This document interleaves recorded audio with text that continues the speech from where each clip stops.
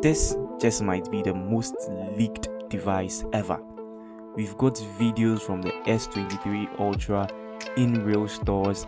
We've got people unboxing the device from a lot of users, and we've even got a user camera testing this device and actually making comparisons with other devices.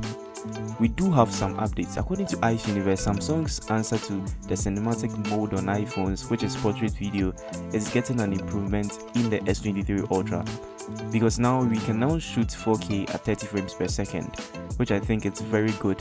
That is going to be interesting to see how that turns out. Photos from the S23 Ultra are looking awesome, and a big improvement, or the noticeable improvement, is in the night photography, as it seems to be blowing every competition out there.